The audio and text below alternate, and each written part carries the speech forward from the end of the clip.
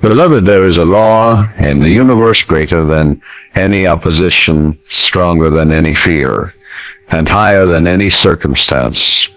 It is the law of divine deliverance.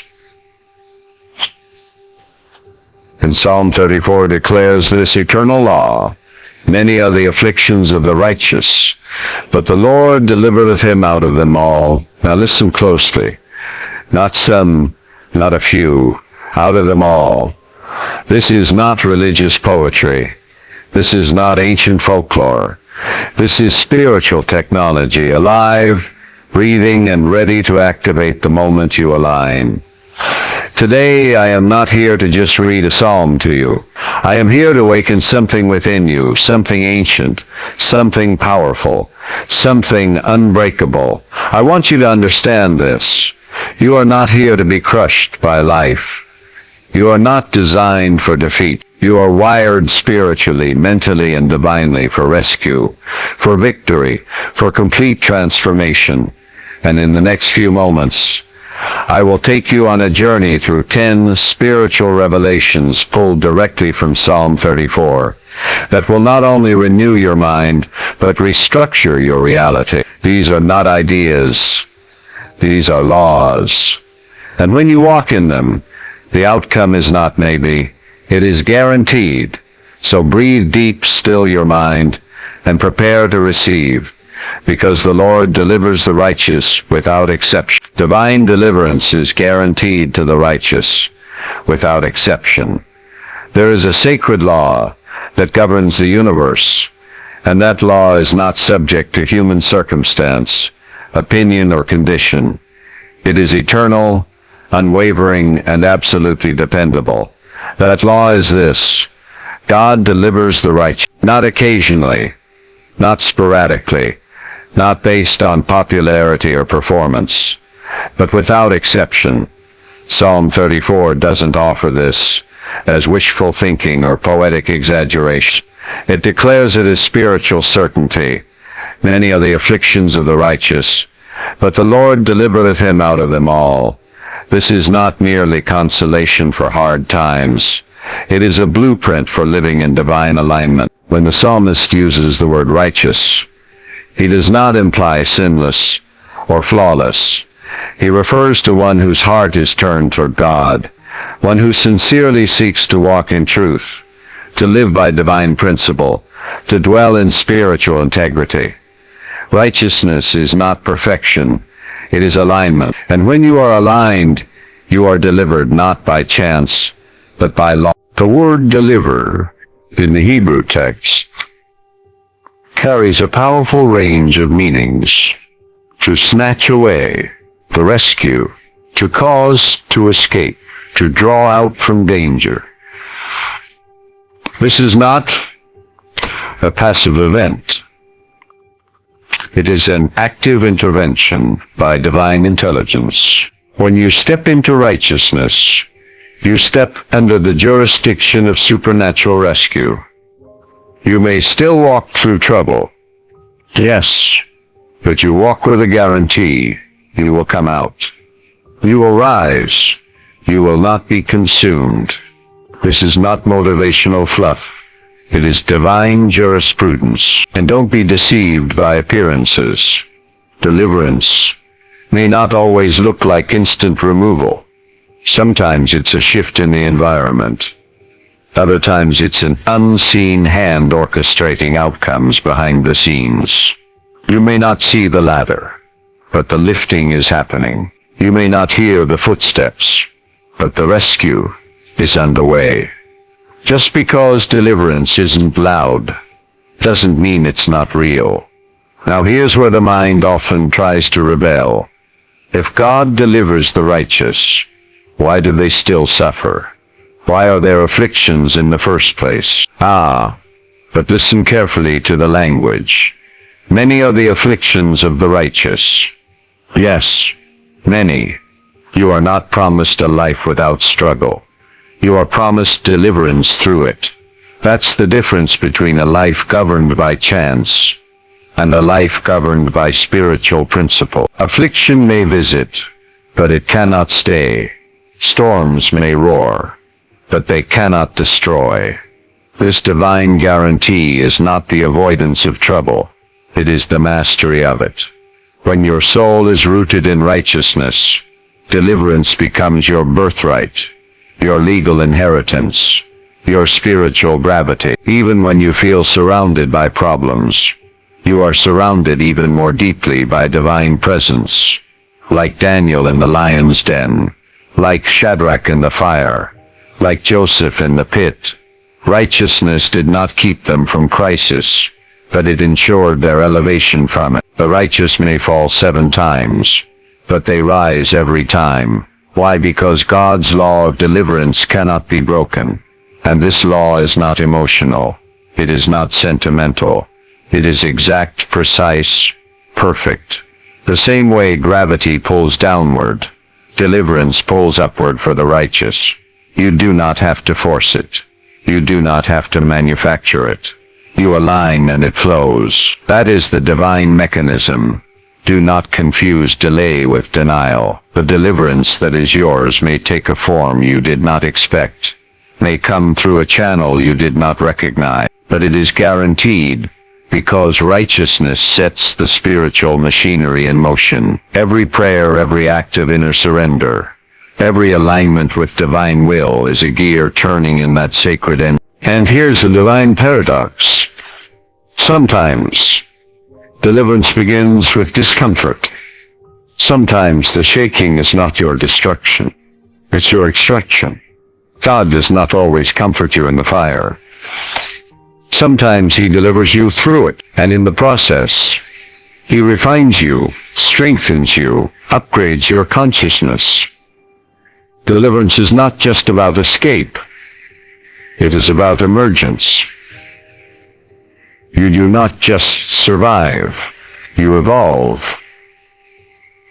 You expand. You do not have to qualify for this deliverance through outer works. It is the posture of your heart that opens the channel, a contrite spirit, a yielded will, an honest seeking. That is righteousness. And once you're aligned, the machinery of heaven begins to move. Even before you see the way out, the way has already been made. So, when you stand in righteousness, whether you feel it or not, know this: you are already being delivered. Not maybe, not probably, not eventually. You are already in the stream of divine release, and nothing in heaven, earth, or hell can stop that process. That is the covenant. That is the guarantee. Fear dissolves when you seek God sincerely. Fear is not the ultimate enemy. It is the signal that you're relying on the wrong source. Fear is the spiritual alert system, that the mind has become disconnected from the infinite. But Psalm 34 shows us the antidote. I sought the Lord, and he heard me, and delivered me from all my fears. Not just trouble, fears, that inner trembling, that anxious wondering, that gnawing uncertainty. It is not just outer circumstances that God addresses. It is the inner climate of your soul. You don't have to fight fear. You have to seek God. The moment you turn inward with sincere seeking, fear begins to dissolve. Why? Because fear is not a presence. It is the absence of awareness. It cannot exist in the same space where divine consciousness is active. Seeking God is not about rituals or noise.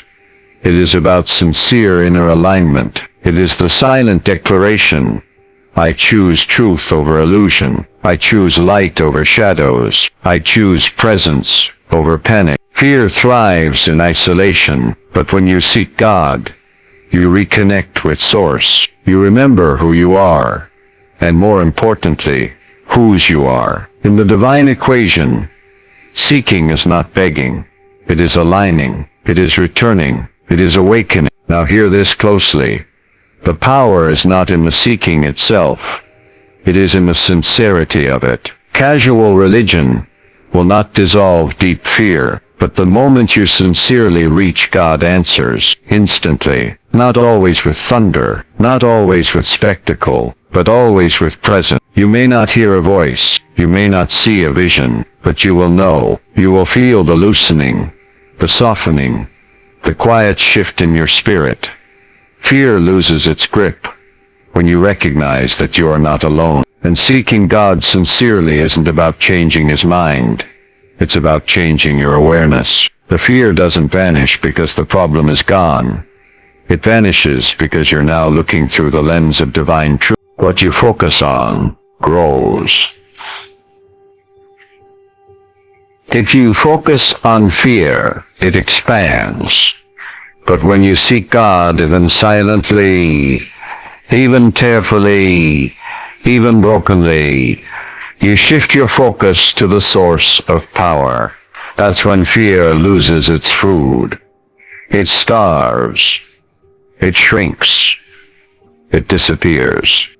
The beauty of Psalm 34 is that it reveals the internal geography of the soul. I sought the Lord, not externally, not ritualistically, but sincerely, inwardly, humbly. And that seeking becomes the bridge over the pit of fear. The more sincere the seeking, the more complete the deliverance. Fear may still whisper, but it cannot root itself in a soul filled with divine light. Just as darkness cannot overcome light, fear cannot overcome a mind anchored in God awareness. And the more you practice sincere seeking, the faster fear dissipates. You don't manage it. You outgrow it. You transcend it. You walk above it. This is not theory. It is not mysticism. It is spiritual law. And you are the one who activates it, not by effort, but by sincerity. Not by striving, but by aligning. When you seek God sincerely, fear has no room to live. Praise is a spiritual weapon that shifts reality. There is a power that surpasses intellect, bypasses logic, and penetrates directly into the unseen realm of transformation. That power is praise. When you understand praise not as emotional expression but as a spiritual technology, you begin to unlock the hidden architecture of the universe. Psalm 34 opens with this thunderous affirmation: I will bless the Lord at all times. His praise shall continually be in my mouth. This is not casual sentiment. It is divine instruction. It is a weapon placed in the mouth of the righteous to shift the atmosphere, not only around them but within them. Praise is not a reaction to outcomes. It is a declaration of identity. When you praise, you declare that divine truth is more real than temporal appearances. You are not praising because everything is perfect. You are praising because God is unchanging, unfailing, and ever-present. That awareness creates a vibrational field around you, where fear dissolves, doubt retreats, and miracles begin to manifest. The mistake many make is waiting for deliverance before they praise. But spiritual law operates in reverse. Praise first, then see the change. Praise is not the response to victory. It is often the cause of it. In the spiritual realm, sound precedes substance. Your words, charged with divine conviction, begin to shape the invisible into visible form. When you praise, you are not just making noise. You are writing your future in the language of heaven. And don't confuse praise with noise. Praise is not volume. It is alignment. It is the vibration of certainty in the face of uncertainty. It is choosing to say, God is good even when your senses scream the opposite. That choice creates a crack in the wall of limitation, where divine light begins to pour through. Praise does not deny facts. It invokes higher truth. The psalmist says, let the afflicted hear and rejoice. That means praise is contagious. It reverberates. It lifts not only your own soul, but the atmosphere around you. It becomes a beacon that breaks depression, loosens fear, and calls divine order into being. When you praise sincerely, you are not escaping reality. You are commanding it to conform to divine truth. Many think of praise as something you do after the miracle, but the spiritually awakened know that praise is the seed of the miracle. Every time you praise, you step out of victim consciousness and into creator consciousness. You stop reacting to circumstances and start co-creating with God. You stop echoing the problem and start announcing the solution. That's why praise is continual. The psalmist doesn't say, "I'll praise when I feel like it." He says, "His praise shall continually be in my mouth." That means even when the body is tired, the bank account is low, the answers aren't clear, praise continues, not as pretense, but as power. Because what comes out of your mouth is a declaration of what you believe, and what you believe becomes your experience. Every time you praise, you recalibrate your inner world. You shift the axis of your attention away from limitation and back to source. You interrupt the narrative of fear and invite the frequency of faith. And once that frequency is established, it becomes impossible for negativity to root. Why? Because two masters cannot occupy the same space. Light and darkness do not negotiate. Light always wins. So when you praise, you are saying, "I choose to fill my space with light." You are saying, "I will not let fear speak louder than faith." You are saying, "I will not wait until the chains break to sing. I will sing until they cannot stay." That is not wishful thinking. That is spiritual warfare. That is alignment in motion. This is why praise shifts reality. Because reality, as you perceive it, is a mirror of your dominant vibration, and praise lifts your vibration to a realm where only truth can survive. When you dwell there long enough, the outer world must reflect the inner shift. That is law. That is divine certainty. And you are the one who activates it, not by emotion but by decision, not by feeling strong, but by choosing to believe even when you feel weak. Praise is not for God's benefit. It is for yours. God is not insecure. He does not need flattery. But the act of praise places you into proper perspective. It removes the illusion that you are alone. It silences the lie that the problem is greater than the present. And once that lie is broken, freedom begins. Deliverance begins the moment you magnify God over the problem. The mind has a tendency to magnify. It exaggerates, expands, and stretches whatever it focuses on. If you meditate on the problem grows. If you obsess over fear, fear multiplies. The psalmist understood this principle when he declared, "Oh, magnify the Lord with me, and let us exalt his name together." This is not poetic flair. It is psychological and spiritual precision. The moment you magnify God, you initiate deliverance. Magnifying God is not about making him bigger. He already is infinite. It's about making your awareness of him bigger than your awareness of the issue. It's the conscious decision to place your attention on unlimited power rather than limited circumstance. And attention, beloved, is the currency of the soul. Where your attention goes, your energy flows. And where your energy flows, your reality follows. When you magnify God, you are not ignoring the problem. You are giving it context. You are reminding your nervous system that the creator of galaxies is not intimidated by your bank balance. You are retraining your thoughts to see life through the lens of the infinite. And that shift in vision is not symbolic. It is transformative. Spiritual magnification doesn't require noise. It requires focus. It is the inner act of saying, "This mountain is big, but my God is bigger. This pain is real, but divine healing is more real.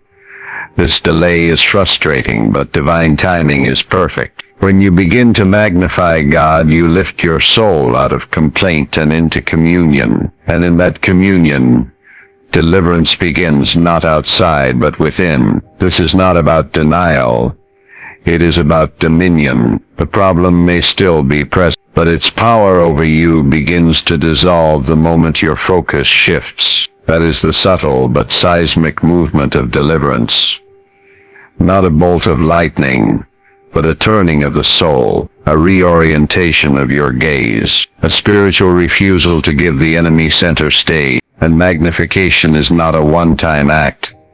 It is a practice. The mind left unchecked will constantly try to magnify the negative. It will rehearse fears, relive failures, and reimagine worst-case scenarios. That's why magnifying God must become a habit, a discipline, a chosen perspective. Every time fear rises, you magnify. Every time doubt whispers, you magnify. Every time delay drags on, you magnify. Not because you're blind to the problem, but because you see something greater. Magnifying God is the ultimate shift from problem consciousness to power consciousness. It lifts you from survival mode into creator mode. It pulls your energy out of panic and into peace. And peace is not passive.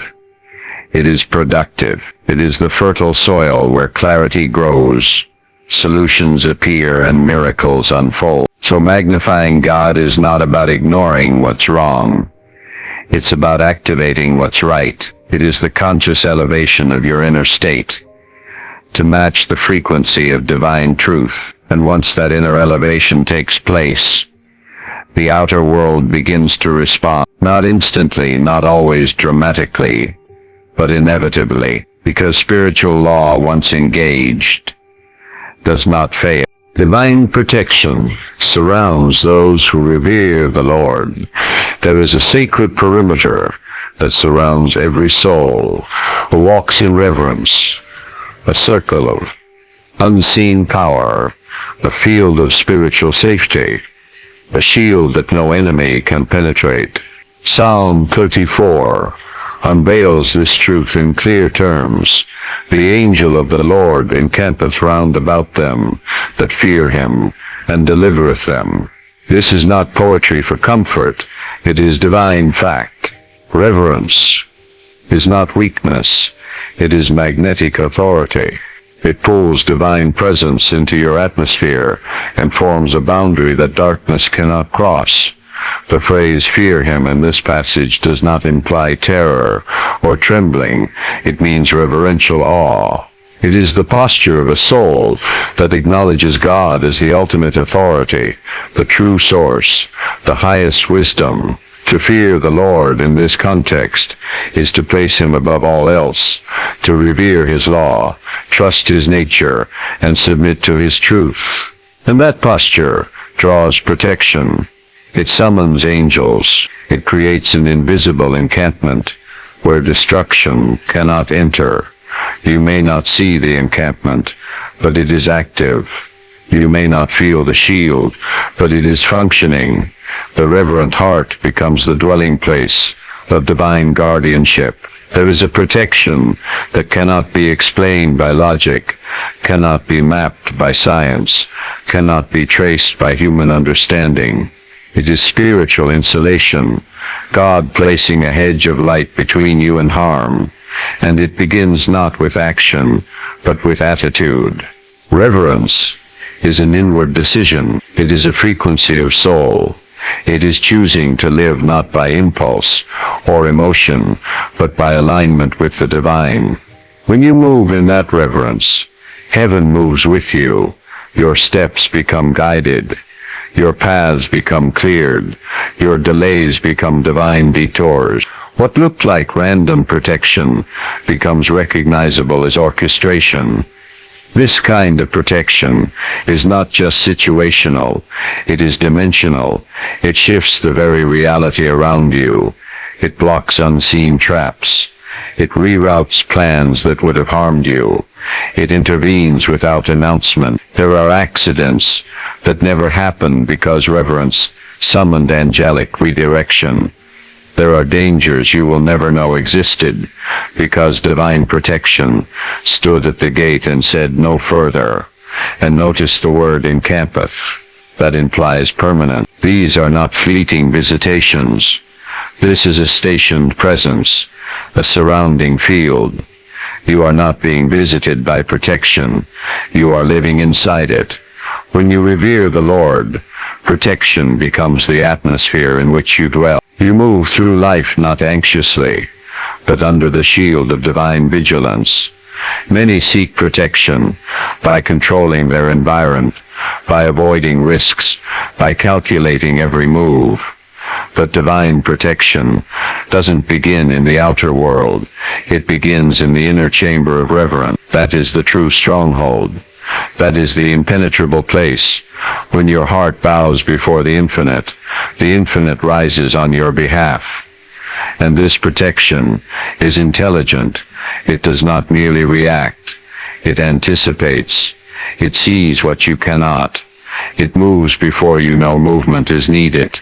It speaks to people on your behalf, alters routes, closes doors you didn't realize were dangerous. It is not superstition. It is supernatural reality, governed by reverent connection. This is not reserved for the elite or the extraordinary. It is available to the sincere, but prince is not theatrical. It is not religious performance. It is a quiet, consistent honoring of God in the way you think, the way you speak, the way you respond. And that honoring releases a presence that watches over you, fights for you, and walks ahead of you. Brokenness invites divine nearness, not distance. There is a sacred misunderstanding that many hold deep within their hearts. The belief that brokenness separates us from God, that weakness repels His presence, that spiritual wounds disqualify us from divine connection. But Psalm 34 dismantles that lie with radiant clarity. The Lord is nigh unto them that are of a broken heart, and saveth such as be of a contrite spirit. Not distant, not disappointed, nigh, near, closer than breath. This is one of the most liberating truths in all of spiritual law. God is drawn to brokenness, not because He delights in pain, but because brokenness creates space. It cracks the shell of ego. It softens the hardened walls of pride. It makes room for presence. When the soul is cracked open by grief, regret, or failure, that opening becomes a portal for divine nearness. In the natural world, broken things are discarded, devalued, thrown away. But in the spiritual realm, brokenness is not a flaw. It is an invitation. It is the soul's cry without words. It is the sacred tremble that says, I can no longer pretend. And into that raw truth, God comes not as judge, but as healer. To be of a broken heart does not mean you are destroyed. It means you are tender enough to feel, open enough to seek, surrendered enough to be changed. The contrite spirit is not crushed. It is yielded. And that yielding creates resonance with the divine. God is not found in the noise of performance, but in the stillness of surrender. Contrition is not shame. It is not self-hatred.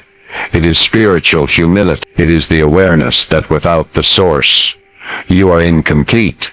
And in that awareness, a connection forms that is deeper than doctrine, stronger than words, more healing than explanation. God does not need your perfection.